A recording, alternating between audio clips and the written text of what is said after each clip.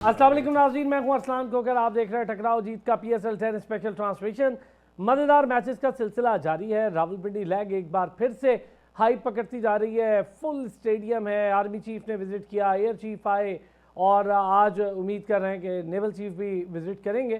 तो Pakistan super league एक शानदार ऑरा में दाखिल हो गई है। प्लेयर्स फुल अपनी जान मार रहे हैं, रंग जमा रहे हैं, बड़े ज़बरदस्त मैचेस हो रहे हैं। लेकिन मसला वहीं का वहीं है कि पहली इनिंग्स या टॉस, इसके ऊपर गेम बहुत डिपेंडेंट है। कल ओवरकास्ट कंडीशंस थी, बारिश हुई, आंधी आई, उसके बाद मैच शुरू हुआ। मैच 13 ओवर्स तक रिस्ट्रिक्ट कर दिया गया। ये रात वाले मैच की बात कर रहा हूँ, लाहौर कलंदर और पेशावर ज़ल्मी के। बहुत से लोगों का ख्याल था या मैं सुन रहा था, चाहे वो बड़े बड़े हमारे जो जुगादरी हैं, कुछ हमारे शो में भी कहकर गए, कुछ कहीं और भी, कि नहीं जी पेशावर ज़ल्मी को फाइनल में जाना ही जाना है। चूँकि बाबर आजम की वजह से क्राउड आता है तो किसी भी तरह पेशावर ज़ल्मी को जाना है। मैंने उस वक्त, आप सब लोगों को याद होगा, मैंने कहा था कि यार ऐसी लीग हमारी नहीं है।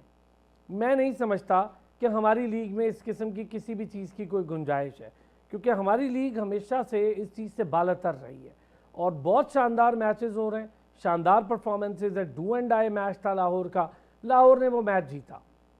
फुल क्रेडिट दूंगा मैं लाहौर कलंदर की बैटिंग साइड को। नईम कमाल का प्रॉस्पेक्ट है, क्या शानदार तरीके से एक इमर्जिंग कैटेगरी से आया लड़का जो अपनी लाइफ की पहली बड़ी इनिंग्स खेल रहा है, यानी पहला बड़ा कोई इवेंट है। इतना बड़ा इवेंट उन्होंने पूरी लाइफ में कभी खेला भी नहीं था। वो आते हैं और शानदार तरीके से छा जाते हैं।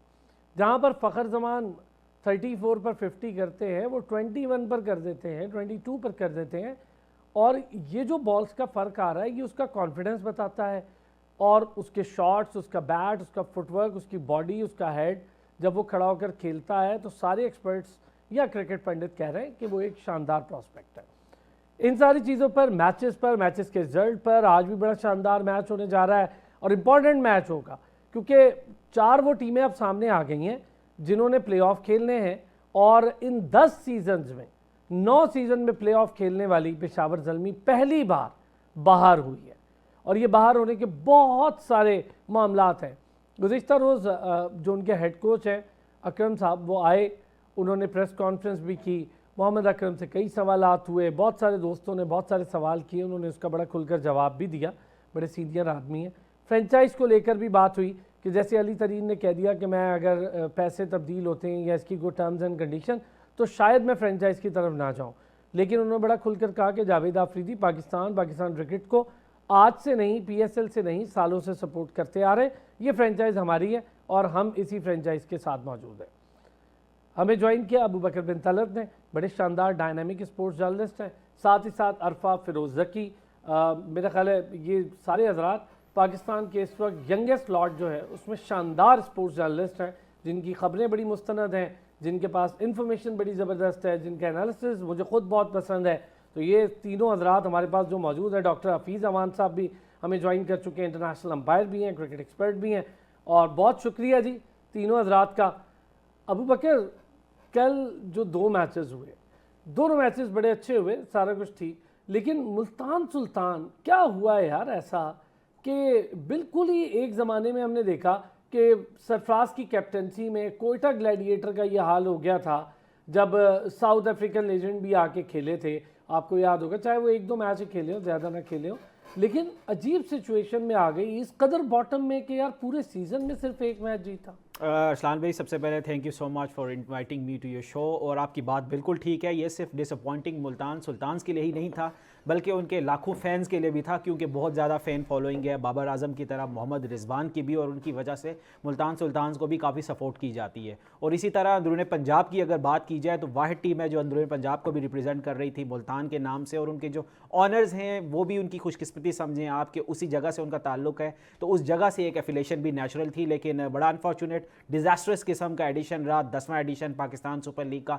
मुल्तान सुल्तान्स के लिए। ऑल्दो के ये एक लंबी डिबेट है मोहम्मद रिजवान की इंडिविजुअल परफॉर्मेंस के ऊपर। अगर आप बात करें, एक 7 या 8 मैचेस तक तो वो लीडिंग रन्स गेटर बैट्समैन के तौर पे रहे इस टूर्नामेंट के, लेकिन जिस तरह कहा जाता है all is well that ends well, अगर उनकी टीम नहीं जीत रही, उनकी टीम अगर स्कोर टेबल पे पॉइंट्स टेबल पे अपना पॉइंट्स नहीं बढ़ा पा रही तो शायद वो इनिंग्स इतना मैटर नहीं करती। और इस बात का बारहा मोहम्मद रिजवान ने भी जिक्र ज़रूर किया कि ज़्यादा बेहतर होता कि अगर मेरी परफॉर्मेंस की वजह से मेरी टीम जीत जाती, लेकिन ये वन मैन शो बिल्कुल भी नहीं हो सकता। एक पूरा टूर्नामेंट आप एक सिंगल बेस्ड परफॉर्मेंस के ऊपर या किसी इंडिविजुअल परफॉर्मर के ऊपर नहीं जीत सकते। जैसा कि कहा जाता है कि टूर्नामेंट्स आपको टीम्स जितवाती हैं, एक आधा मैच आप किसी इंडिविजुअल परफॉर्मेंस की बेस के ऊपर जीत सकते हैं। तो एज अ टीम हमें ऐसा लगा, एज अ यूनिट हमें ऐसा लगा कि मुल्तान सुल्तान क्लिक ही नहीं कर पाई। और जिस तरह T20s में कहा जाता है कि मोमेंटम बहुत इंपॉर्टेंट होता है, और वो मोमेंटम किसी भी मैच में मुल्तान सुल्तान को नहीं मिल सका। और इसके साथ साथ लास्ट टूर्नामेंट की अगर बात की जाए जो कि नोवा एडिशन था, तो सबसे ज़्यादा जहांगीर तरीन बोल्ड तरीके से इस बात का जिक्र किया करते थे कि अली तरीन के यार ये ट्रैवलिंग जो है एक बड़ा सीरियस कंसर्न है। तो मुझे लगा कि वो कारमा ने उनको हिट किया, और इस दफ़ा मुल्तान सुल्तान सबसे ज़्यादा उन्होंने ट्रैवलिंग की। एक मैच उनका कराची, एक लाहौर, एक मुल्तान, एक रावलपिंडी। मैं ना एक चीज़ है बकर, ठीक है, मैं अग्री आपकी बात से कि ट्रैवलिंग बड़ा, लेकिन जहाँ आपने प्रोफेशनल गेम खेलनी हो यार, उसमें ये चीज़ें मैटर कहाँ करती हैं कि एक दिन वहाँ एक दिन इस तरह तो फुटबॉलर्स रोना शुरू कर दें कि रोज़ाना उनकी नई सिटी में मैचेस हो रहे होते हैं, नए कंट्री में मैचेस हो रहे, तो पूरे यूरोप में उनके तो एक एक दिन के गैप से मैचेस हो रहे होते हैं। अरफा, मुल्तान सुल्तान, फिर हम ज़रा पेशावर ज़ल्मी पे बात करेंगे। मुल्तान सुल्तान के साथ ऐसा क्या हुआ कि इस पूरे सीज़न में फैंस को भी मायूस किया, कैप्टन खुद भी बड़े मायूस दिखाई दिए, लड़के नाम सब ठीक था, कॉम्बिनेशन नहीं बन पाया, क्या मसला था? पिक ऑर्डर ठीक नहीं था, मैच खिलाने का कॉम्बिनेशन ठीक नहीं था, या मैनेजमेंट के इश्यूज थे? देखिए अरसलान, इसमें तो कोई शक नहीं है कि मुल्तान सुल्तान उन फ्रेंचाइजेस में शामिल होती हैं, बल्कि मैं तो कहूँगा one of the top franchise जो ग्रास रूट क्रिकेट को बहुत ज़्यादा प्रमोट करती हैं। इनके अगर आप खिलाड़ियों को इमर्जिंग देख लें या यंगस्टर्स को देख लें, तो डोमेस्टिक क्रिकेट में जिन्होंने परफॉर्म किया होता है उनको इंक्लूड करती हैं। फिर अली तरीन की अपनी भी अकेडमी है लोधरा में, वहाँ से खिलाड़ी आते हैं। फिर आप गैर मुल्की जो कोचेज हैं, फीमेल एम्पावरमेंट काफी ज्यादा नजर आती है कि उनको भी मौका दिया जाता है कोचिंग लेवल पर।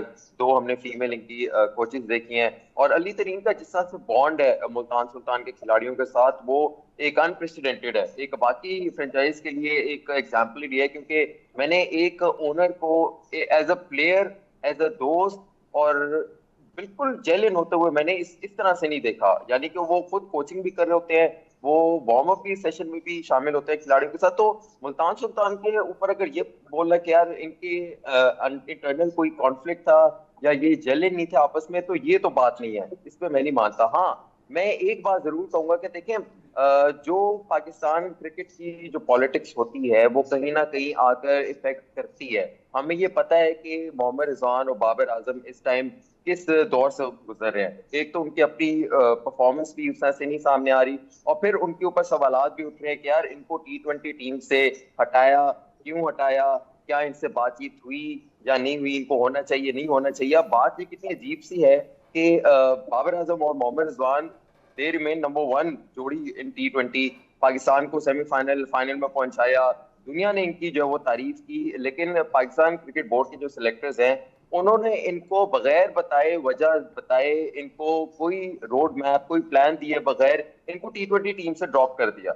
एज ए कैप्टन अगर मोहम्मद रिजवान को ड्रॉप किया जाएगा तो उसका कहीं ना कहीं इफेक्ट तो उनके बैक ऑफ द माइंड में होगा। फिर हमें पता है कि चैंपियंस ट्रॉफी में क्या परफॉर्मेंस रही है, और मोहम्मद रिजवान का एज ए कैप्टन जो स्टार्ट था उस तरह से वो अब तक जो है उसको कंसिस्टेंसी के तौर पर लेकर सामने जो है वो नहीं आ पाए। तो मुझे ये लगता है कि बाबर आजम और मोहम्मद रिजवान की जो टीमें रही हैं, फ्रेंचाइजीज रही हैं, मुल्तान सुल्तान और पेशावर ज़ल्मी, इनकी परफॉर्मेंस में बाबर और रिजवान का मेंटली रिलैक्स ना होना is one of the reason के दोनों फ्रेंचाइज प्लेऑफ्स में नहीं पहुंच पाए। ओके डॉक्टर साहब, अग्री करेंगे इस बात से? सर, 2-3-4 चीज़ें हैं। मेरे मोहतरम दोनों कमाल के जर्नलिस्ट हैं, उनकी कुछ बातें बहुत दुरुस्त भी हैं, लेकिन जो जेल इन कहा जा रहा है ना, वो बेसिकली गैर ज़रूरी इन्वॉल्वमेंट है अली तरीन की, जिसने टीम को जेल करने की बजाय अलग कर दिया, बखेर दिया। इसलिए कि जब आपके साथ आपने प्रोफेशनल कोचेस हाईली पेड रखे हुए हैं, खवातीन की आपने कहा कि बहुत सारे वहाँ पे हैं, उनकी अपनी इन्वॉल्वमेंट है, इलाके की साउथ पंजाब से वाहिद टीम है, सारी बातें बड़ी खुशकुन लगती हैं, लेकिन प्रोफेशनलिज्म में ये रुकावट बन रही हैं। कहीं कोचेस को अपना काम नहीं करने दिया जा रहा, जब आप खुद ही एक्सरसाइज के सेशन में भी आ जाते हैं, अब बांटने के लिए भी आईफोन बांटने के लिए भी आप आ जाते हैं या बाकी कामों के लिए भी आप आ जाएंगे, तो फिर ऐसा लगेगा कि आपको एतमाद नहीं है अपने प्रोफेशनल सेटअप पर। तो मेरा ख्याल है एक प्रॉब्लम तो ये हुआ। दूसरा ये था कि रिजवान जो मुसलसल शिकस्तों से दो चार हुए थे पाकिस्तान टीम के कप्तान के तौर पर, तो आपको याद होगा मैंने पहले मैच से ही यह कहना शुरू कर दिया था कि रिजवान रस्टी है, रिजवान के पास तो सेकंड प्लान नहीं हो रहा। समहाउ पहले उन्होंने बहुत अच्छा परफॉर्म किया, लेकिन अब उनके पास वो टाइम शायद इतना नहीं है कि वो अपने आप को सिंक्रोनाइज कर सके टीम के साथ। तो बेहतर होगा कि वहां पर वो अगर ब्रेसवेल को कप्तान बना दे तो मुल्तान बेहतर परफॉर्मेंस दे सकती है।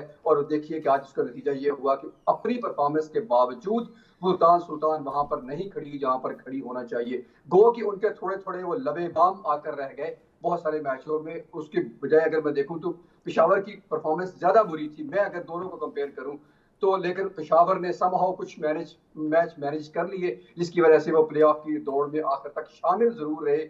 वो अलग बात, हमने तो पहले ही कह दिया था कि ऐसा कुछ नहीं होने जा रहा। चौधरी साहब आज होते काश प्रोग्राम में तो मैं उनसे जरूर सवाल करता कि आपके वो अधूरी खबरें कहाँ गई आज, कि आज पेशावर बाहर हो गया और लाहौर इन हो गया जो हम पहले से कह रहे थे। खैर, मैं इससे 100% एग्रीड नहीं हूं जो दोनों हजरात कह रहे हैं। ठीक है, किसी हद तक बातें जरूर ठीक है कि ये माहौल के लिए तो ठीक है, कोटा सिस्टम के लिए तो ठीक है कि आपका ताल्लुक साउथ पंजाब से है, आप हर रिजी खान वाले बंदे को भी थोड़ा सा रिप्रेजेंटेशन देते हैं, लोधरा वाले को भी देते हैं, आप रहीम यार खान वाले को भी देते हैं, बहुत अच्छी बात है। लेकिन शायद प्रोफेशनल सेटअप में ऐसा नहीं होता।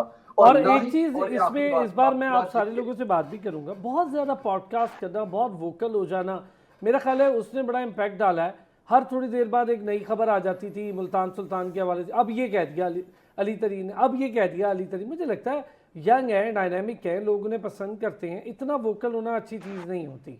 और फिर आप अपनी कैंप छोड़कर दूसरी टीम्स के कैंप्स में जा रहे हैं, तो एक खबरें चहमगोइयाँ कर रही थी कि शायद अली तरीन पाकिस्तान क्रिकेट बोर्ड को देखना चाहती हैं, तो इस वजह से सबके साथ हमने ये अजीब अजीब खबरें थी, ये चहमगोइयाँ थी। अभी तक इनका हकीकत से कोई ताल्लुक नहीं, लेकिन ये खबरें खुद जन्म लेती हैं जब आप कुछ ना कुछ अपने जेस्चर्स छोड़ते हैं। ब्रेक लूंगा जी, ब्रेक से वापस आते हैं, इस पर भी बात करते हैं। Welcome back. अबू बकर, जो ब्रेक पर जाने से पहले मैंने बात की, बहुत ज़्यादा वोकल हो रहे हैं, पॉडकास्ट में बहुत बैठ रहे हैं और गैर ज़रूरी चीज़ें भी निकल रही हैं कि जी हमें यूँ हुआ तो ये हुआ, ये प्रॉब्लम हो गई, पाकिस्तान क्रिकेट बोर्ड ने यूँ कर दिया, मैं अगली फ्रेंचाइज नहीं ले सकूँगा, अगर ये हुआ तो हम नहीं जाए। देखिए, तीन चीज़ें हैं। एक, जिन फ्रेंचाइज ने पाकिस्तान सुपर लीग के साथ पहले दिन खड़े होने का इरादा किया, उनमें से टॉप पे अगर मैं देखूं, जिन्होंने बहुत पैसा भी खर्चा, काम भी किया, अच्छा लगे बुरा लगे, लाहौर कलंदर। उन्होंने उल्टा पाकिस्तान क्रिकेट बोर्ड का ही ठेका उठा लिया, ये भी गलत था। उन्होंने प्लेयर डेवलपमेंट प्रोग्राम शुरू कर दिया, जिससे आपके कई खिलाड़ी, कई क्या, बहुत शाहीन आफरीदी खुद भी समझे आप कि लाहौर कलंदर से निकल के वहाँ आए, हारिस रऊफ़ आए और बहुत सारे ऐसे खिलाड़ी, सलमान अली आगा हैं, मैं लातादाद है कि नहीं में। फिर उसके बाद कराची किंग्स पहले दिन से साथ थी, नहीं कहा उन्होंने ऐसा कुछ भी। और पेशावर ज़ल्मी, कल आपने सुना भी मोहम्मद अकरम ने भी कह दिया कि नहीं जी हम तो पाकिस्तान क्रिकेट के साथ। फिर कोयटा ग्लैडिएटर और शायद मुल्तान सुल्तान में थोड़ा सा लगा ऐसा कि इनका कोई माइंडसेट एक हो गया, तो ये शायद परेशान हो रहे हैं। हालांकि कोयटा भी डे वन से, लेकिन बहुत ज़्यादा वोकल होना, बहुत ज़्यादा एक्सप्रेस कर देना उन चीज़ों को जो आपने मीटिंग में करनी चाहिए, टेबल पे करनी चाहिए, बंद कमरे में, वो पब्लिकली नहीं करनी चाहिए। आसान भी आपकी बात से मैं बिल्कुल अग्री करूंगा और इसी को कंटिन्यू करना चाहूँगा। देखिए, आजकल के दौर में इन्फॉर्मेशन इज़ एवरीथिंग और ये उनका पर्सनल प्रोग्रेटिव तो ज़रूर हो सकता है, लेकिन कभी कभार ऐसा लगता है कि जो आपके प्लान्स होते हैं वो आपकी सीक्रेसी में रहने चाहिए। कुछ आपके ट्रम्प कार्ड्स होते हैं। मैं इसकी प्राइम एग्जांपल अभी से दे देता हूँ कि आपको जैसा कि पता है कि सिकंदर रज़ा एक मैच खेलने के लिए लाहौर कलंदर्स की तरफ से आए थे, जो कि उन्होंने लास्ट पेशावर ज़ल्मी के लिए खेला और उसके बाद वापस चले गए। तो अब सिकंदर रज़ा के वापस जाने की स्टोरी के ऊपर ही अभी रिसेंटली अली तरीन ने कमेंट किया कि definitely I am approaching him next year. तो इसका ये मतलब है कि आप अपने प्लान्स को जो है ना ओपन कर रहे हैं, there is no secrecy in your plans. तो जो बाकी टीम्स हैं वो आपको काउंटर करेंगी। को लेकर किस तरह किया, नहीं जी हमारा एसेट है, मैं इसके साथ खड़ा हूं, पाकिस्तान क्रिकेट बोर्ड ना खड़ा हो, छोड़ दिया उसको। तो देखिए, जब आप इस तरह प्लान्स को लेकर जाएंगे, उनको ओपन सीक्रेट बना देंगे, तो आपके लिए मुश्किलात का सामना आपको ज़रूर करना पड़ेगा। और साथ ही साथ उन्होंने कॉन्फिडेंस का भी इजहार किया, ऑल्दो कि उनकी डिसअपॉइंटिंग बड़ी सीरीज़ रही है जो एडिशन था, 10वां एडिशन। उन्होंने कहा जी मुझे अपने कोचिंग पैनल के ऊपर, अपनी मैनेजमेंट के ऊपर पूरा कॉन्फिडेंस है और मैं इनके साथ ही कंटिन्यू करूँगा। लेकिन मुझे ऐसा बिल्कुल भी नहीं लगता when it comes to practical life, जब आप रियलिटी चेक करेंगे तो आपको टीम की कॉम्बिनेशन में भी चेंजेस करना पड़ेंगी और इसके साथ साथ आपको अपने कोचिंग पैनल में भी कुछ ना कुछ जेन्युइननेस ज़रूर लानी पड़ेगी। उसका रीज़न ये है कि पाकिस्तान में एक बहुत बड़ा फैक्टर है लैंग्वेज बैरियर का, और कोई अगर ये समझता है कि फॉरेन कोचेज़ आके बड़ी ही आसानी के साथ आपके प्लेयर्स के साथ उनकी केमिस्ट्री मैच हो सकती है, वो अपनी चीज़ें उन्हें समझा सकते हैं या अपनी कोचिंग से उनको एक्सपर्टाइज कर सकते हैं, तो ऐसा नहीं होने वाला। आपको एट द एंड एक ना एक ज़रूर ऐसा कोच साथ रखना पड़ेगा जो कि लोकल कोच हो, जो कि अपनी लैंग्वेज में आपके प्लेयर्स को बता सके कि वो कहाँ पर खामियां कर रहे हैं, कहाँ पर उनकी गलतियां और कैसे बेहतर हो सकता है। अली तरीन के लिए तो बड़ा सूटेबल है कि जो दोनों, जिनने अरफा ने भी जिक्र किया फॉरेन कोचेज़ का, जो फीमेल स्टाफ उनकी तरफ से है, देखें उनकी इंग्लिश तो डेफिनेटली बहुत बेहतर होगी और उनकी कॉरेस्पॉन्डेंस भी बहुत अच्छी होगी, लेकिन मेरा नहीं ख्याल कि बहुत सारे ऐसे पाकिस्तान में प्लेयर्स हैं, खिलाड़ी हैं, जिनके लिए मुश्किल का सामना करना पड़ता है। ट्रांसलेटर उस तरह नहीं कर पाता आपकी एग्जीक्यूशन या आपका मैसेज करने जिस तरह लाइव फुली वो बात उस एक्सटेंट पे जाके अंडरस्टैंड नहीं कर पाते। चले एक रीज़न हमने ये भी ले लेते हैं, लेकिन अरफा ये जो अभी डॉक्टर साहब ने बात की है, मेरा ख्याल है मैंने भी इसका इंट्रो में थोड़ा सा जिक्र किया कि आप बहुत ज़्यादा वोकल हो जाते हैं तो प्रॉब्लमेटिक भी हो जाते हैं, नहीं होना चाहिए। एक हद तक अच्छा लग गया, लाहौर कलंदर बहुत बॉटम में रही, फवाद राना हमें नज़र आए पर पेविलियंस में नज़र आए, ग्राउंड में नज़र आए, किसी पॉडकास्ट में टीवी चैनल पे ये कहते नज़र नहीं आया कि नहीं यार मेरी टीम अच्छा नहीं खेल रही, मैं तो रोऊंगा, मैं छोड़ दूंगा, ऐसा नहीं हुआ। मुझे लगता है कि अली तरीन ओनर ऑफ मुल्तान सुल्तान वो बहुत ही ज्यादा एक्सपेक्ट कर गए हैं पीएसएल से। वो समझे कि पाकिस्तान सुपर लीग जब उन्होंने टीम खरीदी तो बहुत एक बड़ी सक्सेसफुल किस्म की लीग होगी, लेकिन रियलिटी जो ग्राउंड में रियलिटी थी वो बहुत ही मुख्तलिफ थी। पाकिस्तान सुपर लीग 10 साल बाद भी फाइनेंशियल मॉडल अपना स्टेबल नहीं कर पाई। आप सिर्फ इस बात से अंदाजा लगा लें कि क्वेटा ग्लैडिएटर्स $1.8 मिलियन एनुअली, जबकि दूसरी तरफ मुल्तान सुल्तान $6.3 मिलियन एनुअली। लेकिन अब इतना बड़ा डिफरेंस, ये कोई 80% के अराउंड डिफरेंस है, लेकिन दोनों को जो है वो प्रॉफिट इक्वली मिलता है। अब इससे आप अंदाजा लगा लें कि कुछ जो फ्रेंचाइज थी उन्होंने तो अपना प्रॉफिट कमा लिया बेशक 5 या 6 सालों बाद, लेकिन मुल्तान सुल्तान थी वो एंड तक अपना जो उन्होंने इन्वेस्ट किया था उसको इवन के पूरा भी जो वो कर नहीं पाई। प्रॉफिट तो दूर की बात, जो उन्होंने इन्वेस्ट किया था वो भी उन्हें वापस जो वो नहीं आ पाया। अच्छा अग्री अरफा इस पे एक ऐड करें ना, ये बात मैं आपकी बात से अग्री हूं, लेकिन यार ये बातें कमरे में करने की हैं, हाई अप्स की मीटिंग में करने की ना, पब्लिकली करने की नहीं है। देखिए मैं आपको बताऊं, ये बातें जो है वो हुई हैं, ये 4-5 साल ये बातें की हैं, क्योंकि मुल्तान सुल्तान जो है वो मिड ऑफ टूर्नामेंट आई थी। ये फाइनेंशियल मॉडल पर सिर्फ मुल्तान सुल्तान ही नहीं, काफी फ्रेंचाइज ने बात की है। जो सस्ती फ्रेंचाइज थी वो तो खामोश थी, उनको तो 2-3 सालों बाद ही सारे पैसे उनके वसूल हो गए थे। लेकिन ये जो महंगी फ्रेंचाइज थी, कराची होगी, लाहौर होगी, मुल्तान होगी, इन्होंने बार बार बात की। और मैं ये समझता हूँ कि अच्छी बात है कि आखिरी सीजन में आकर मुल्तान सुल्तान के ओनर अली तरीन ने आकर बोला है, एक्सप्रेस ये कि भाई इसको ठीक करो, क्योंकि मामला देखे पीसीबी क्या है। पीसीबी जब तक आप अंडर द टेबल बातचीत करोगे वो बात नहीं हल होगी। अगर आप ओपनली आकर, जब ये आखिरी उनका ही मोहरा था, उनके पास और इसके अलावा कोई चांस नहीं था या मौका नहीं था कि यार मैं किस तरह से इसको जो है वो एक्सप्रेस करूं, तो शायद उन्होंने समझा कि यार अब 10 साल हो गए हैं, इतना जो है वो प्रॉफिट जो हमने एक्सपेक्ट किया था वो तो कुछ हुआ ही नहीं है, सारा जो है नुकसान में गया है। तो शायद अब आकर उन्होंने मीडिया का सहारा लिया कि यार मीडिया में बोला कि अब शायद प्रेशर में आकर पीसीबी अपना फाइनेंशियल मॉडल ठीक कर लेगा। लेकिन मैं ये समझता हूँ, देखिए 10 साल बहुत होते हैं, 10 साल बाद भी अगर फाइनेंशियल मॉडल आपका नहीं ठीक हुआ, जो फ्रेंचाइज थी आपकी 6 वो प्रॉफिट में नहीं आई, तो फिर इसका मतलब लीग तो आपकी सक्सेसफुल ना हुई ना, प्रॉफिटेबल। डॉक्टर साहब ये वाला एंगल भी ठीक है अरफा का कि जब बहुत एंड हो गया तो आखिरी टाइम पर, और जाहिर नए मुआहदे होने हैं, नए पैसे लगेंगे, दोबारा से देखेंगे कि किस फ्रेंचाइज के क्या पैसे हैं, और शायद उसके अंदर अब ये प्रॉफिट मार्जिन वाला मामला ये भी अलग तरीके से डील हो, इसका स्ट्रक्चर भी तब्दील हो जब नई टीमें इंडक्ट होंगी। क्या ये एंगल भी ठीक है अली तरीन का? देखिए अली तरीन की हर बात से हम इख्तलाफ नहीं कर सकते। उनकी टीम बाहर हो गई, ठीक है, उसमें कोई शक नहीं, उसमें सारा कसूर अली तरीन का नहीं है। हमने बहुत सारे उनकी तरफ कर दिए इशारे, उंगलियां उठा दी, जरूर है उनका कसूर जरूर है, लेकिन वहां पर बाहर कोचिंग स्टाफ का, रिजवान का या ओवरऑल टीम का जल ना होना या टीम का परफॉर्मेंस ना देना, वो अपनी जगह पर बहरहाल बाकी है। अली तरीन बैट और बॉल लेकर ग्राउंड में नहीं गए थे, वो अपनी जगह पर। लेकिन जहां तक ये बात है कि अगर जो अरफा मैंने की वो बहुत दुरुस्त है कि अगर सक्सेसफुल मॉडल नहीं है, वो फाइनेंशियली वायबल नहीं है, वो पैसे नहीं कमा रहा, तो हर बिजनेसमैन बेसिकली पैसे लगाता इसलिए है कि वो अपने वहां से प्रॉफिट कमाए। अगर वो प्रॉफिट नहीं कमा रहा तो उनकी ये बात दुरुस्त है कि आप कैप हटा दें, आप जो मर्जी करें। मतलब मैं उनकी बातों को रिपीट ही कर रहा हूँ, मेरा अपना रिपोर्ट नहीं है इसमें। जो भी है वो पाकिस्तान क्रिकेट का बोर्ड का सोचने का है कि इसको कैसे वायबल करना है अपने, कि हर एक को उसका चैंपियन मुनासिब मिले, उसको पैसे मिले ताकि वो प्लेयर्स को भी दे सके। या तो आप बिल्कुल ओपन कर दें फुटबॉल की तरह, जैसे यूरोपियन फुटबॉल है, ठीक है, जो जितने मर्जी कोई खरीदता रहे, उसकी अपनी मर्जी है। आपका ऊपर फीफा है, यूएफए है, वो सारी चैंपियन लीग की बॉडी है, वो सारी की सारी अपनी, और इवन लोकल अपनी अपनी जो ला लीगा है, सीरिया है, प्रीमियर लीग है, वो अपनी अपनी छतरी के साथ नीचे उनको करते हैं, लेकिन उनके फाइनेंशियल मॉडल में वो इंटरफेरेंस नहीं करते। गैर जरूरी अपनी अपनी टीमें, इवन वो बाज़ औक़ात अपने जब प्लेयर्स को लेती है तो वो ये भी नहीं बताती कि हमने कितने में खरीदा था। वो सही है, हाँ, ये बात ठीक है। और अगर सॉरी वो पिछली जो बात हुई थी उसको अगर मैं कंटिन्यू करूं, जो बात हो रही थी अरफा भाई ने की थी कि उनका प्लेयर का, बाबर का और रिजवान की बात कर रहे थे, तो नामों पर खेलना बहुत मुश्किल हो जाता है, खासतौर पर जो टीम इवेंट्स होती है। अभी मैं अगर आपको क्विक एग्जांपल दे दूं, मुझे कि नॉर्थ अमेरिका का इस वक्त सेमीफाइनल था अभी 2 वीक पहले, फुटबॉल की बात करूं, सॉकर यहाँ पर जिसको कहा जाता है, फुटबॉल का फाइनल था नॉर्थ अमेरिकन चैंपियन लीग का।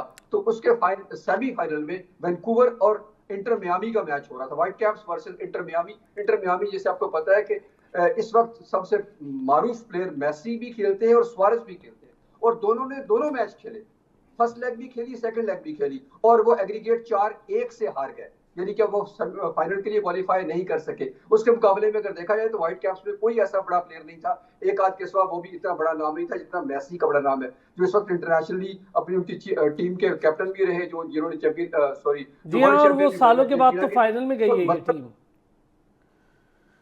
मतलब कहने का ये कि आप नामों पर नहीं जा सकते, एक उम्र होती है, एक वक्त होता है, आप से परफॉर्मेंस नहीं हो रही तो आप लोगों को आगे करें, ठीक हो गया। अच्छा, इसमें एक चीज और, ये जो मैं बाबर एक चीज भी मैं ऐड करना चाहूंगा, बहुत ही टेक्निकल पॉइंट है समझने का, और ये आप इसको बहुत ये इंपॉर्टेंट है जो लोग नहीं इस बार समझ पा रहे। देखिए, अब जो अगले 10 साल की पीएसएल की फ्रेंचाइज की जो बिडिंग होगी, वो जो बेस प्राइस पे जो खरीदी गई है टीमें, उससे 25% ज्यादा पे करना होगा इन फ्रेंचाइज को, अगर इन्होंने रिटेन करनी अपनी फ्रेंचाइज। फॉर एग्जांपल, अगर लॉर्ड कैलेंडर जो वो 3 समथिंग मिलियन पर है, तो उसको 25% ज्यादा उस पर पे करना पड़ेगा। लेकिन ये इख्तियार किसी भी उन्हें कहेगा कि अगर आप इससे 25% ज्यादा पे कर सकते हैं तो ये फ्रेंचाइज आपके पास होगी। अब अली तरीन मुल्तान सुल्तान के वो क्या कह रहे हैं, वो ये कह रहे हैं कि हम लोग जो है वो एक अलग से हमारे लिए क्लॉज आएगा और उस पर हम लोग जो है वो बेट करेंगे, यानी कि इनडायरेक्टली कि जो 6.3 मिलियन एनुअल उन्होंने पे करना है $1 मिलियन, वो उससे कम जो है वो एक्सपेक्ट करें कि मुझे इस पर जो फ्रेंचाइज मिल जाए। अब देखिए, एक बड़ी कॉमन सेंस की बात है कि क्यों जो है वो पीसीबी को जब उससे कोई 25% ज्यादा अगर कोई पे कर देगा तो वो अली तरीन को मुल्तान सुल्तान क्यों देंगे। फिर वही सवाल आ गया कि फ्रेंचाइज का जो पीएसएल का जो फाइनेंशियल मॉडल है वो नहीं ठीक, इसको ठीक करना पड़ेगा, वरना ये बड़ा इंपॉर्टेंट है, एक्सपोज होते रहेंगे। और एक तरफ ये बहुत इंपॉर्टेंट है। एक ब्रेक से वापस आएंगे, फाइनेंशियल मॉडल को लेकर आज बड़ी इंपॉर्टेंट डिस्कशन हो रही है, थोड़ा सा इस पे और व्यू भी लेंगे अबू बकर का भी, फिर हम जरा पेशावर ज़ल्मी पर जाएंगे एक ब्रेक के बाद। वेलकम बैक अबू बकर। बहुत अच्छा, ये बहुत सही पॉइंट है अरफा का कि एक बंदा पहले ही बहुत पे कर रहा हो एक फ्रेंचाइज, फिर वो 25% ऊपर पे करे तो वो क्यों करेगी, और फिर वो जाहिर कहेंगे कि मैं स्टेप बैक कर लेता हूँ, मैं नहीं लेता। फिर क्या करेंगे, कोई नया बायर ढूंढेंगे, क्या करेंगे, क्योंकि 2 और टीम्स भी डालनी है। देखिए असाम भाई, आज से 10 साल कबल जब पाकिस्तान सुपर लीग का पहला एडिशन हो रहा था तो ये ख्वाब से ज़्यादा कुछ भी नहीं समझ लग रहा था, और हमें थोड़ा सा 10 साल पीछे जाना पड़ेगा। अभी तो अली तरीन भी और बाकी फ्रेंचाइजीज भी इसलिए डिस्कशन कर रहे हैं कि पाकिस्तान सुपर लीग एक international brand, at least top of the line अगर नहीं भी है तो वन ऑफ द बेस्ट ज़रूर है, बन के सामने आ गया है। और हम डिस्कशन इसलिए भी कर रहे हैं कि एक सक्सेसफुल मॉडल है और इसके बाद हम एक नई रीएवैल्यूएशन की तरफ जा रहे हैं, और इसके साथ साथ टाइटल स्पॉन्सरशिप से लेकर बहुत सारे कॉन्ट्रैक्ट्स नेक्स्ट ईयर चेंज होने जा रहे हैं। तो ये चीज़ें ज़रूर अंडर डिस्कशन आ रही हैं, लेकिन हमें वो टाइम और वो मौका भी याद रखना चाहिए कि पाकिस्तान क्रिकेट बोर्ड की क्या एफर्ट्स थी, क्योंकि अगर कोई बंदा ये कहे कि इंटरनेशनल क्रिकेट की वापसी में पाकिस्तान सुपर लीग का किरदार नहीं है तो ये बिल्कुल गलत होगा। आज अगर इंटरनेशनल क्रिकेट की वापसी यहाँ पर पाकिस्तान में हुई है तो इसमें पाकिस्तान सुपर लीग का एक बहुत बड़ा मेजर क्रेडिट है, और उन तमाम चेयरमैन को हम ये क्रेडिट देते हैं जिन्होंने वक्तन फ़वक्तन अपने दौर में इसके लिए पॉजिटिविटी के साथ कोई प्लान्स किए और उनकी एग्जीक्यूशन की। बिलखुसूस नजम सेठी की भी अगर बात की जाए, क्योंकि सबसे ज़्यादा क्रूशल मोमेंट वो थी कि पाकिस्तान सुपर लीग को हम पाकिस्तान में तो ला रहे थे, लेकिन international players, foreign players Pakistan Pakistan आने को तैयार नहीं थे, लेकिन slowly and gradually we did it. आज ये सिचुएशन है कि पाकिस्तान की जो पैरेलल लीग है IPL, उसमें उतने फॉरेन प्लेयर्स दोबारा इस लेग की इस ब्रेक के बाद नहीं गए जितने पाकिस्तान सुपर लीग में और पाकिस्तान में और पाकिस्तान की सिक्योरिटी में उन्होंने कॉन्फिडेंस शो किया। तो ये तो एक पॉजिटिव साइन भी है, हर चीज बुरी नहीं है पाकिस्तान सुपर लीग की। Yes, there is a margin of betterment everywhere, हर जगह बेहतरी की गुंजाइश जरूर होती है फाइनेंशियल मॉडल को लेके। और मेरा ख्याल है ये जो पिक ऑर्डर्स है इसको लेकर, ड्राफ्टिंग को लेकर, और फिर आप अगर कोई डायरेक्ट साइनिंग करना चाहते हैं जो अली तरीन बड़े अरसे से करना चाहते हैं, वो इजाज़त दें यार, वो तो फ्रेंचाइज ने पैसे देने हैं, आपको उससे क्या इशू होना चाहिए। अच्छा जी, पेशावर ज़ल्मी, अरफा पेशावर ज़ल्मी को क्या हुआ इस बार? पहली बार हुआ 10 सालों में कि पेशावर ज़ल्मी प्ले ऑफ में नहीं जा पाई, क्या हुआ ऐसा पेशावर ज़ल्मी के साथ?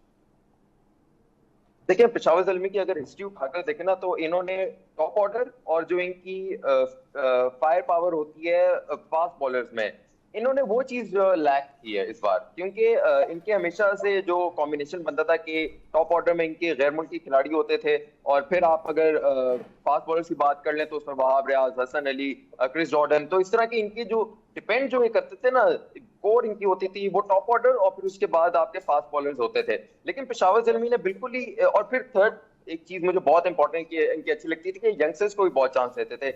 इन्होंने ये तीनों चीजें जो इस बार लैक की हैं, और उस पर एक सोने पर सुहागा ये हो गया, एक अनफॉर्चुनेट बात ये होगी कि बाबर आजम जो है उनसे कप्तानी ली गई थी, यानी कि उनका कॉन्फिडेंस शैटर था, और फिर उनकी परफॉर्मेंस जो वो नहीं हो पा रही थी, जिसकी वजह से उनसे उनके रन, उनकी कंट्रीब्यूशन जब वो मेन मैचेस में शुरू में नहीं हो पाई। तो ये कुछ चीजें थी, मुझे लगता था कि पेशावर ज़ल्मी जो है बहुत ज्यादा अपना जो प्लान है उसने तब्दील कर लिया, और ये जो प्लान तब्दील होना, ये अपने आप को कवर करने के लिए तो ठीक है, लेकिन एक तरह से आपकी जो है वो ड्राफ्ट में जो आपका होमवर्क था उसको एक्सपोज करता है। इसका मतलब ये है कि पेशावर ज़ल्मी ने अपने ड्राफ्ट में जो होमवर्क था वो ठीक नहीं किया, डिपेंड कर रहे थे एक दो खिलाड़ियों पर, लेकिन वो जब खिलाड़ी उन्हें नहीं मिले तो उसके बाद उन्होंने जो भी उनकी रिप्लेसमेंट ली वो उस तरह से अकॉर्डिंग टू प्लान नहीं थी। तो ये सारा जो ड्राफ्ट में इनका होमवर्क था पेशावर ज़ल्मी का, वो प्रॉपरली जो वर्कआउट नहीं कर पाया।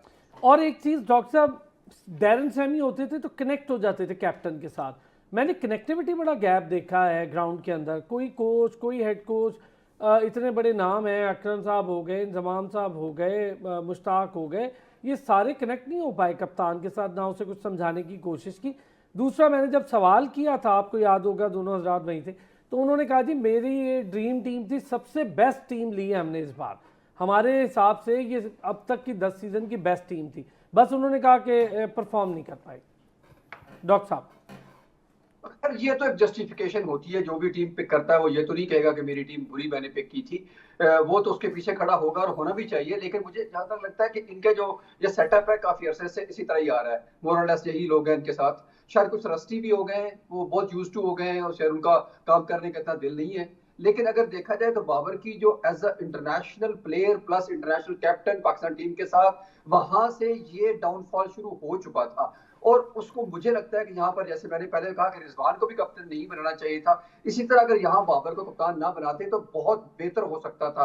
और दूसरी बात यह है कि जब खास तौर पर ये अपने यंगस्टर साइम अयूब की वापसी को कुछ इस तरह से लिया गया था, लगता था कि चैंपियन ट्रॉफी तो पाकिस्तान हार गया, कोई बात नहीं, लेकिन साइम अयूब आएगा और वो बिल्कुल तहस नहस कर देगा सारी टीमों को। तो ये एक प्लेयर पर के डिपेंडेंट होना टीम का ये भी गलत है। मैं बिल्कुल एग्रीड हूं आपकी बात से हसन भाई, जो आपने की ना कि उनकी कनेक्टिविटी बहुत मिसिंग थी, वो बिल्कुल मिसिंग थी, और मुझे नहीं लगा कि किसी ने उसको आके कहा हो, या शायद बाबर सुनते ना हो, मुझे नहीं मालूम इस बात का कि वो आके उनको प्लान बी या सी या कुछ ऐसी चीज, या जो स्ट्रेटेजिक टाइम आउट होता है उसमें कुछ ऐसी प्लानिंग नजर आए कि जो बाद में आपको एग्जीक्यूशन में नजर भी आ रही हो, सेकंड लेग में, सेकंड टाइम में जब वो वापस आते हैं या सेकंड इनिंग्स में, वो ऐसा लगता है कि जैसे लगा बंदा एक प्लान है जो उनकी जेब में मौजूद है, प्लान ए है या नहीं। वैसे वो इंटरनेशनली भी कैप्टनसी ऐसे ही करते थे, उसी को लेकर चलते जाते हैं और फिर वो मुड़कर नहीं देखते। इवन आप देखें कि उनकी बॉलिंग चेंजेस देखें, उनकी बॉलिंग की कैलकुलेशन देखें, तो 20 ओवर है तो उनका 19वें ओवर पे उनके बॉलर ही खत्म हो जाते हैं, उनको समझ नहीं आती कि 20 ओवर किससे कराना है, फिर हुसैन तलत को ले आते हैं। तो इस तरह की बहुत सारे प्रॉब्लम थे जो वो पाकिस्तान टीम के साथ भी कर रहे थे और यहाँ भी वही कर रहे थे, या तो शायद वो अपने आप को टीम से बाला समझते हैं जिसकी वजह से उनकी टीम को कहीं नुकसान हुआ। नहीं तो पीछे बैठी मैनेजमेंट को भी तो समझाना चाहिए ना, पीछे बैठी मैनेजमेंट फिर क्या सोच रही है। अबू बकर, ये कनेक्टिविटी के इशू अपनी जगह जो मुझे दिख रहे थे, फिर ये जो बात कर रहे हैं डॉक्टर साहब बिल्कुल ठीक है, अरफा ने की वो भी बड़ी ज़बरदस्त हो गया, लेकिन एक बड़ा इंपॉर्टेंट पॉइंट है यार इस टीम को लेकर, वो है कि आपका आखिरी मैच तक एक नंबर ही सेट नहीं हो रहा। आपको बाबर आजम ही फाइंड नहीं हो रहा कि वो तीसरे पे खेलने का प्लेयर है कि पहले पे, हारिस चौथे पे खेलेगा कि ओपनर खेलेगा। फिर जस्टिफिकेशन ही कोई नहीं हारिस की कीपिंग की, मुझे उसकी कीपिंग बिल्कुल समझ नहीं आई, जिस तरह वो मज़े से कैचेस छोड़ रहा था। और फिर बैटिंग देख लें आप, हारिस की 1 ऑफ है और आप उसे कहते हैं जी हमने इसे T20 के कैप्टन के लिए सोचा हुआ है। अरसलान भाई, आपको और मुझे या हमारा जितने भी पैनलिस्ट कोलीग्स हैं सीनियर, उनको बेशक ना समझ आ रही हो, लेकिन the news from the centre is के बांग्लादेश के अगेंस्ट जो है वो विकेट कीपर बैट्समैन हमारे मोहम्मद हारिस ही होंगे और वो साम अयूब के साथ ओपनिंग करेंगे। तो यहाँ पर तो बहुत सारी चीज़ें ना सिर्फ फ्रेंचाइज क्रिकेट में बल्कि इंटरनेशनल क्रिकेट में भी जो पाकिस्तान को समझ नहीं आती। लेकिन इस सारे सिनारियों का सम हम इस तरह करते हैं कि स्टैट्स बताते हैं। देखिए, आजकल के दौर में ये बड़ा इंपॉर्टेंट होता है कि आप अपने ओपोनेंट की स्ट्रेंथ और वीकनेसेस को भी देखें और उसके बाद जिन कंडीशंस में आप खेल रहे हैं उसको एनालाइज करना बहुत इंपॉर्टेंट होता है। हमने देखा कि दोनों दफ़ा सेकंड लास्ट और लास्ट मैच में बाबर आजम ने टॉस जीता और अगेंस्ट द ऑड्स के नहीं, आप कल के मैच में देखें ना, बारिश हो गई, ओवरकास्ट कंडीशंस थी। Surprising Assam, it was surprising. This shows कि उनको शायद अपनी बॉलिंग के ऊपर कॉन्फिडेंस नहीं था। उनको शायद ऐसा लग रहा था कि हम मैक्सिमम जितना स्कोर भी कर ले, 150 प्लस भी जाते हैं तो शायद हम लाहौर कलंदर्स के अगेंस्ट डिफेंड ना कर सकें। इसके अलावा कोई और ऑप्शन नजर नहीं आती, क्योंकि आपने उससे पहले जितने मैचेस खेले, पहले बैटिंग की और उसके बाद आप आराम से जीत गए। लेकिन Babar Azam opted to ball first, ये बड़ा ही सरप्राइजिंग था। और इसके साथ साथ कनेक्टिविटी की अगर बात की जाए, देखें जैलिन होना भी कोई गलत बात नहीं है, लेकिन जिस बंदे का जो डेजिग्नेटेड काम है उसे ही करना चाहिए और आपके पास एटलीस्ट प्लान ए और प्लान बी जरूर होना चाहिए। फॉर द एग्जांपल ऑफ, वहां तो डेजिग्नेटेड काम बहुत सारे लोगों के पास है भाई, हेड कोच भी बहुत सारे लोग हैं। exactly. देखें, लाहौर कलंदर्स की फॉर एग्जांपल मैं बात करता हूं कि देखें, Lahore Qalandars back to back trot में बहुत बुरा परफॉर्म कर रहे थे, लेकिन उन्होंने अपनी गलतियों से सीखा। अच्छा सॉरी, बेहतरी की तरफ इंपॉर्टेंट पॉइंट है अरफा, मैं चाहूंगा आप भी इस पे कमेंट करें जल्दी से। अबू बकर, आप भी, लाहौर कलंदर के हेड कोच कहीं डिस्कस नहीं हो रहे, पता ही नहीं चल रहा कौन है। देखिए, it's not under discussion anymore the way Lahore Qalandar perform कर, देखिए एग्जैक्टली लाहौर कलंदर्स अगर परफॉर्म कर रही है तो ये एक जिसे कहते हैं ना टॉपिक ही अलग से हो जाता है। लेकिन the news from the Lahore Qalandars is कि सिकंदर रजा के जाने के बाद the dynamic dashing Bangladeshi spin allrounder Mehdi Hasan Riaz ने रिप्लेस कर दिया सिकंदर रजा को। जी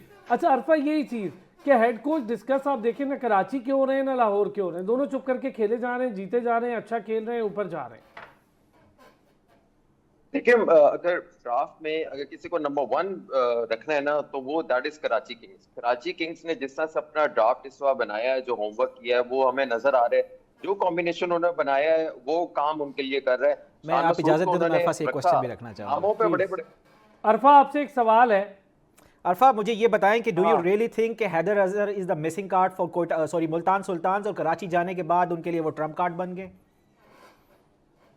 देखिए, it can be one of the reason ना, लेकिन मुझे लगता है कि जो होमवर्क होता है वो एक कलेक्टिव होता है। हैदर रजा आप कह लें या 2-3 जो बड़े बड़े नाम है, वो हमेशा वर्क करते हैं, होमवर्क करते हैं, ड्राफ्ट सिस्टम में जो वो बैठे होते हैं, मुख्तलिफ फ्रेंचाइज के लिए बैठे होते हैं। It can be one of the reason, लेकिन मुल्तान सुल्तान की मुझे लगता है कि कोई और ही वजह थी। वो उनके लिए कप्तानी और जो एक पॉलिटिक्स और कुछ ज्यादा ही एक जो इन्वॉल्वमेंट, अननेसेसरी एक्टिविटीज में, मैं कह रहा हूं ना, unnecessary involvement.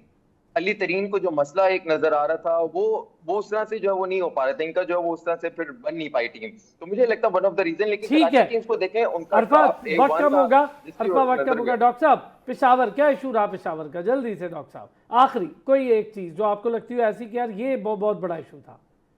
The most important was कि बाबर को अंदाजा ही नहीं था कि कौन प्लेयर कैसा है, जिसकी सबसे बड़ी एग्जांपल मिचेल ओवन थी। मिचेल ओवन वहां पर सर मैं एक चीज नहीं डॉक्टर साहब, मैं इसमें एक चीज ऐड करता हूं। कुछ फ्रेंचाइज हैं जिन्होंने कसम खा ली थी कि यार हमने कुछ प्लेयर्स को 10 सीजन पूरे ही कराने हैं, वो पहले से हमारे साथ है। टॉम कोलर कैडमोर, यार कोई परफॉर्मेंस नहीं है उसके पिछले 7-8 सीजन में, 1 सीजन 1 ऑफ था वो, फिर भी खिलाए चले जाना है हमने। इसी तरह हारिस हो गया, कोई परफॉर्मेंस नहीं, खिलाए चले जाना है हमने। फिर उसी तरह कोयटा ग्लैडिएटर में कई प्लेयर्स हैं, बाकी जगह पर खिलाए चले जाना है हमने। लेकिन कराची ने स्टेप लिया तो आपने देखा फिर परफॉर्मेंसेस भी तब्दील हुई। बहुत शुक्रिया अबू बकर बिन तलत, अरफा फिरोज की, thank you so much. Doctor Hafeez Aman साहब, आपका बहुत शुक्रिया। नाज़रीन, फिर कल होती है आपसे मुलाकात, अपना ख्याल रखिएगा।